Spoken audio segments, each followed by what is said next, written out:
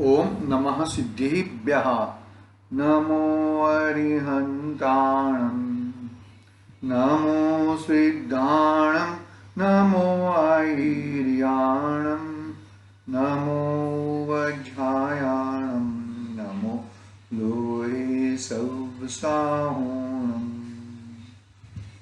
मंगलम भगवान वीरो मंगलम गौतमो गणी मंगलम कुंडार्यो जैन धर्मोस्तु मंगलम सर्वमंगल्य मंगल्यम सर्वकल्याणकारकम प्रधानम सर्वधर्माणां जैनम जयतु शासनम जैनम जयतु शासनम। चेतीले चेतन चेत्या विना किम चालसी येनात्मबोधयतात्मेव परत्वेनेव चापरम् अक्षयनन्तबोधाय नमस्तु परमात्मने नमस्तु परमात्मने। चेतीले चेतन चेत्या विना किम चालसी। समाधि तंत्र। पूज्यपाद स्वामी का ये महान ग्रंथ अपने सामने विराजमान है।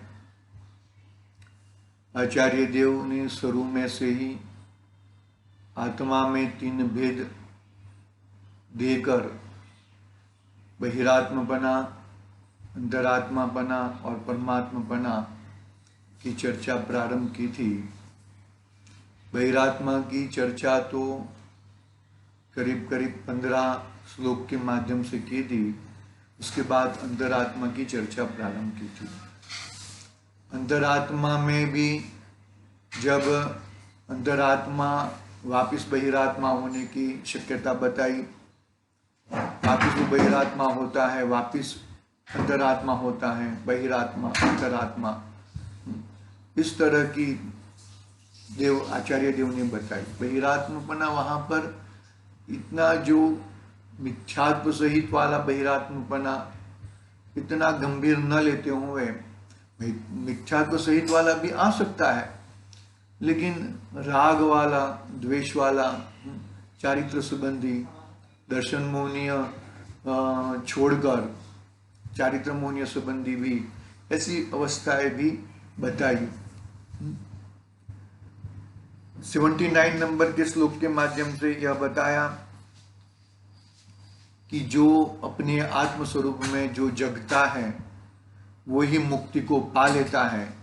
वह बात 79 नंबर के श्लोक में बताई।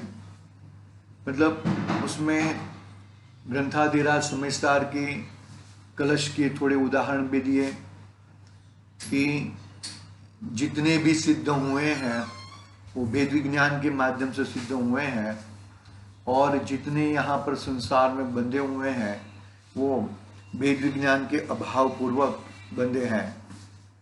तो अविचल आत्मानुभूति का मूल कारण तो वेद विज्ञान ही है।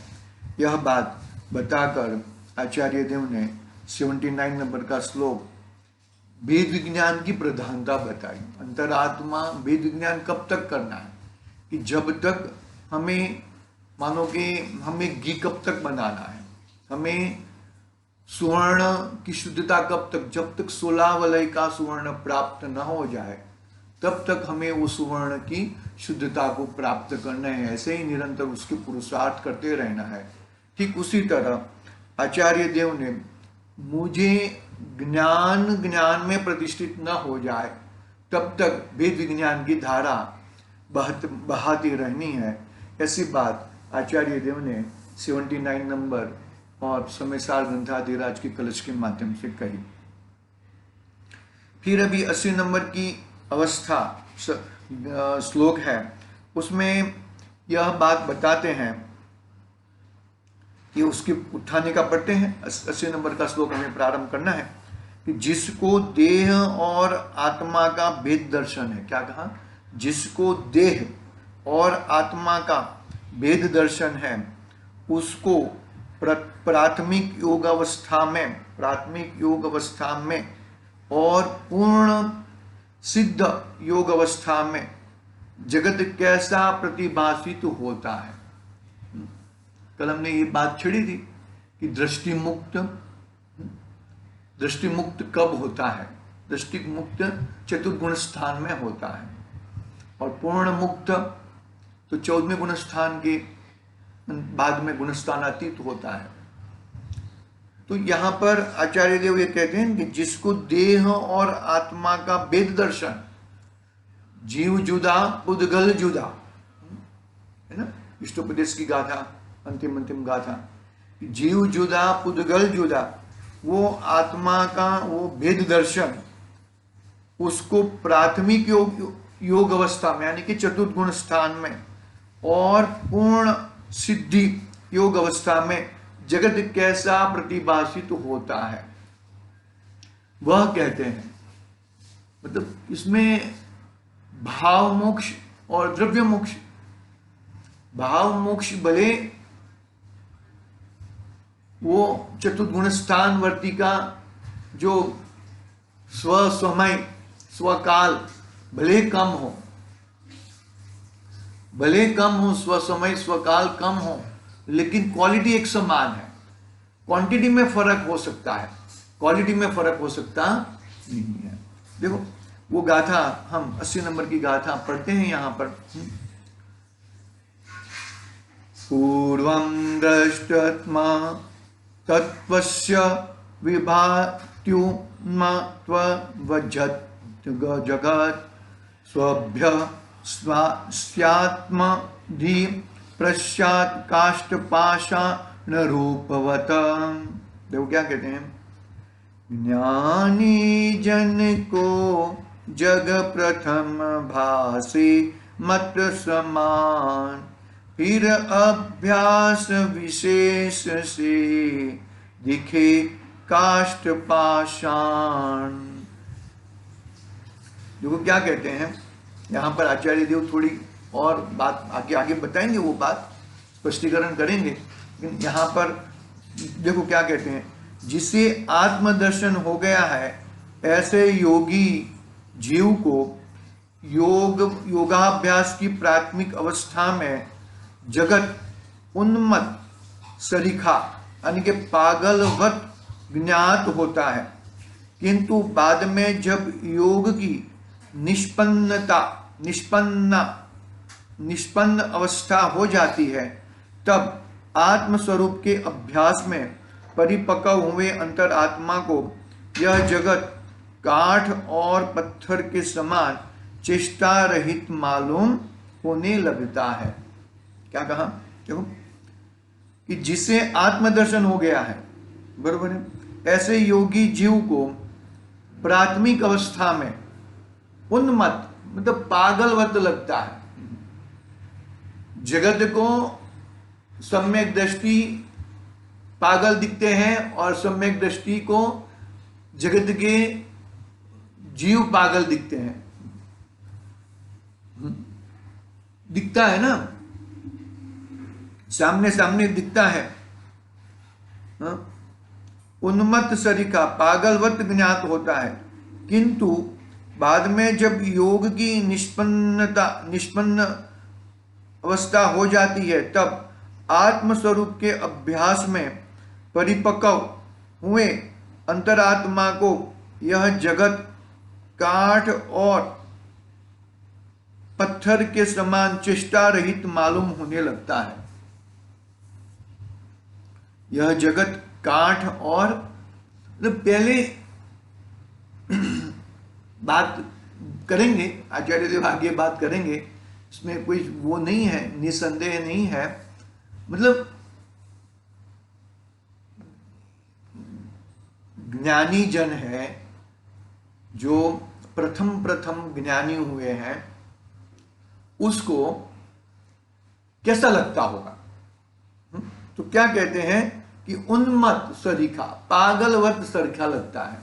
देखो प्रथम जिसने आत्म तत्व जाना है उसको क्या लगता है कि आत्म तत्व इतना महान है, भी सामने वाला जीव इतना क्रोध कषाय क्यों करता है, क्रोध में क्यों इतना संपन्न है,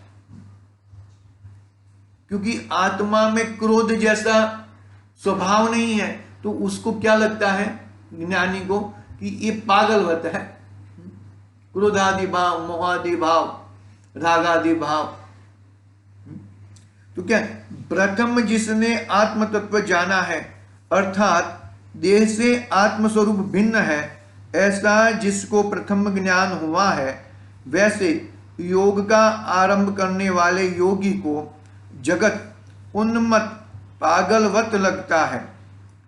अर्थात स्वरूप चिंतन के विकल्पने के कारण शुभ अशुभ चेष्टा युक्त यह जगत विविध बाह्य युक्त विकल्प युक्त उन्मत्त जैसा लगता है। तत्पश्चात अर्थात जब योग की परिपक्व अवस्था होती है, तब जिसको आत्मबुद्धि का अच्छा अभ्यास हुआ है, अर्थात जिसने आत्मस्वरूप की अच्छी तरह से भावना की है, उस निश्चल आत्मस्वरूप का अनुभव करने वाले को जगत संबंधी चिंता के अभाव के कारण अर्थात परम उदासीन पने के अवलंबन के कारण यह जगत काष्ठ पाषाणवत प्रतिभासित होता है। क्या कहा? बात वही कही है आचार्य देव ने। देखो यहाँ पे टीका में क्या कहा कि जिसने आत्म तत्व को जाना है अर्थात आत्मस्वरूप भिन्न है, ऐसा जिसको प्रथम ज्ञान हुआ है, वैसे योग का आरंभ करने वाला योगी, उसको क्या लगता है? पागलवत लगता है। अर्थात स्वरूप चिंतन के विकल्पपने के कारण शुभ अशुभ चेष्टा युक्त यह जगत विविध बाह्य विकल्प युक्त उन्मत्त जैसा लगता है। ये ऐसा विकल्प करते हैं, ऐसा विकल्प करते हैं, ये ऐसा करते हैं, ये ऐसा करते हैं, लगता है ऐसा, हमें लगता है।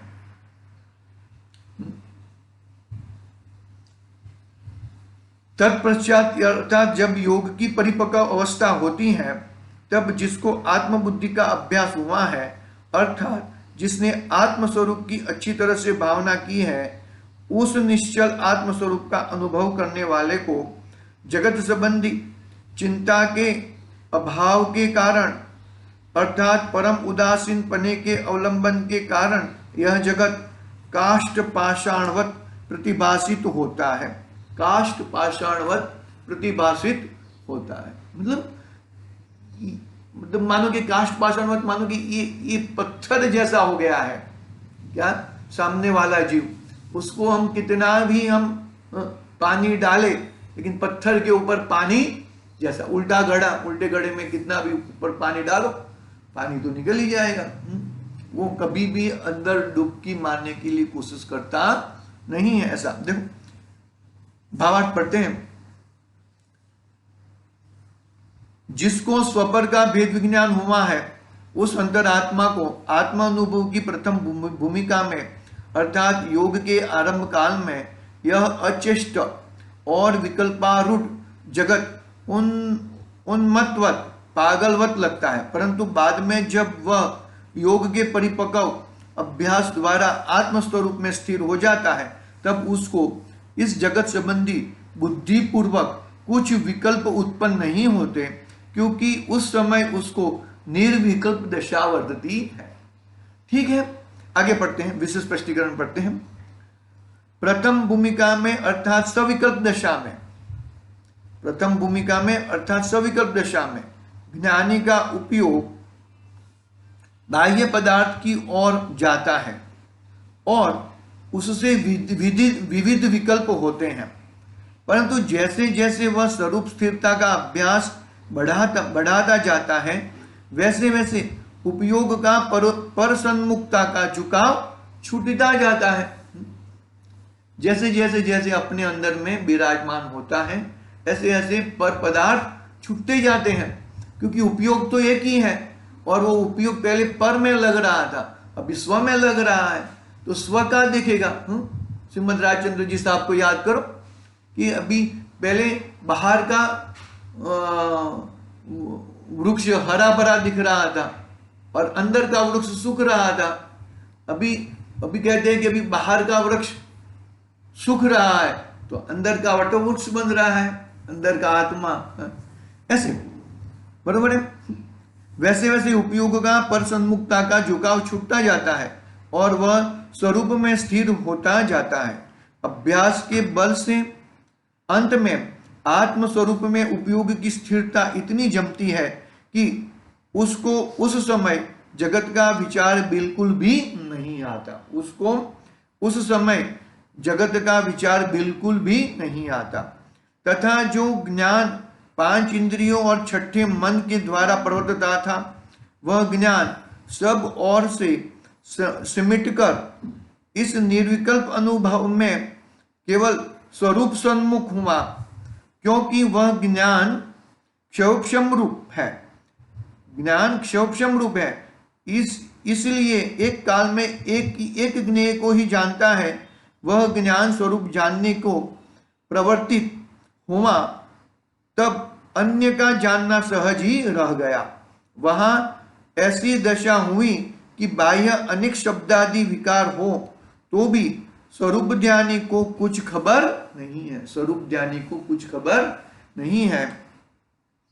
वहां ऐसी दशा हुई कि बाह्य अनेक शब्दादि विकार हो तो भी स्वरूप ध्यानी को कुछ खबर होती नहीं है। स्वरूप में जो मग्न रहते हैं, कहा था ना आगे भी, जो व्यवहार में जगते हैं वो आत्मा में सोते हैं, और जो आत्मा में जगते हैं वो व्यवहार में सोते हैं। ऐसा तो क्या हुआ, वहां ऐसी दशा हुई कि बाह्य अनेक शब्दादि विकार हो तो भी स्वरूप ध्यानी को कुछ खबर नहीं है। मोक्ष मार्ग प्रकाशक की रहस्यपूर्ण चिट्ठी के आधार से यह बात बताया कि सविकल्प से निर्विकल्प की दशा की ओर। सविकल्पता है, लेकिन कुछ भी कितना भी विकल्प रह जाए तो भी निर्विकल्प दशा प्रकट होती नहीं है। सविकल्प दशा इसके लिए कही कि जब जब निर्विकल्प दशा प्रकट होएगी उसके पहले सविकल्प दशा होती है। लेकिन कैसे सविकल्प दशा होएगी? तीव्र संक्लेश परिणाम होएंगे कि विशुद्धि के परिणाम होएंगे? कि भाई तीव्र संक्लेश परिणाम नहीं होएंगे, मंद कषाय रूपी परिणाम होएंगे, विशुद्ध परिणाम होएंगे। और विशुद्ध परिणाम रूप में ही तब जाके अभी वो और भी विकल्प करेगा, मंद कषाय के संबंधी और भी विकल्प, लेकिन वो विकल्प और भी सब बाह्य विकल्प सब शांत हो जाएंगे और फिर ज्ञान में प्रतिष्ठित हो जाएगा, निर्विकल्प दशा प्रकट हो जाएगी, यानी कि अहम को खलु शुद्धो। इस तरह शुद्ध स्वरूप वो ही मैं हूं। 16 वलय का स्वर्ण प्रकट हो गया। क्या बात कहना क्या चाहते हैं यहां पर आचार्य देव कि तुम्हें विकल्प दशा कैसी करनी है? विशुद्ध परिणाम रूप जाना है कि संक्लिष्ट रूप परिणाम रूप जाना है? विशुद्ध परिणाम रूप में मंद कषाय रूप विशुद्ध परिणाम में चांस है। मानो कि एक छोटा सा उदाहरण लेके देखते हैं। देखो बात पूरी करेंगे। मानो कि महावीर भगवान का जीव सिंह की पर्याय में है, सिंह की पर्याय में है, और हिरण को अंतिम है ना 10वां भव, यानी कि जो भी है 11वां भव हो या 10वां भव हो, जो तो वो वहां पे हिरण को मांसाहारी है, हिरण को फाड़ के खा रहे हैं, नाखून भी लाल रुधिर के हो गए हैं, ये मुंह भी ऐसा हो गया है। वहां पे कितने तीव्र संक्लेश परिणाम है, बरोबर है। और आकाश मार्ग में से 2 संजय विजय परिणाम मुनिराज आते हैं, तो परिणामों में पलटा आ जाता है। कैसे परिणाम हो गए कि पहले संक्लिष्ट रूपी परिणाम थे, अभी वो मंद रूप परिणाम हो गए। अरे ये कौन है, कहां से सब लोग मेरे से दूर भागते हैं, और ये मेरे पास नजदीक में कौन आ रहे हैं, कौन ऐसे अभयी है, ऐसा जो भी है, बहुत सारे परिणाम आए। लेकिन जब नजदीक आए और मंद कषाय रूप परिणाम वो भी चले गए, 3 प्रदक्षिणा देते हैं और मंद कषाय रूप परिणाम चले जाते हैं और निर्विकल्प दशा प्रकट होती है। देखो न न नाखून का गंध की वो सब कुछ नहीं। बाह्य अवस्था अलग है और अंदर की अवस्था कुछ और है भैया।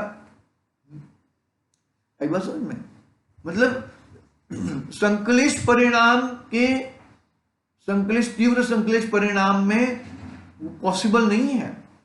दौड़ते रहोगे और आटा फाकना है, वो पॉसिबल नहीं है। तो फिर क्या कहा आगे आगे आचार्य देव ने, मतलब यहाँ पर रहस्यपूर्ण चिट्ठी के माध्यम से पंडित जी क्या कहना चाहते हैं कि थोड़े मंद विशुद्ध परिणाम है उसमें। देखो बिजली के झपकारे में अपने को सुई का धागा पुराना है, तो विशुद्ध परिणाम इतने तीव्र होते हैं, मंद कषाय रूप इतने परिणाम इतने ऐसा बैठ गया है, अरे अभी अभी बिजली का झपकारा होएगा, ऐसे आत्मा का झपकारा हो जाता है और अपना कल्याण कर लेता है। तो सविकल्प की ओर से निर्विकल्प की ओर जाना, ऐसी बात यहां पर बताई है।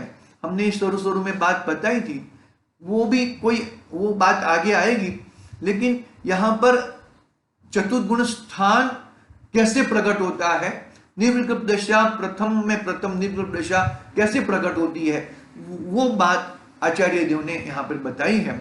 आगे देखेंगे। आज के लिए ओम नमः सिद्धिभ्यः। निज निधि निज में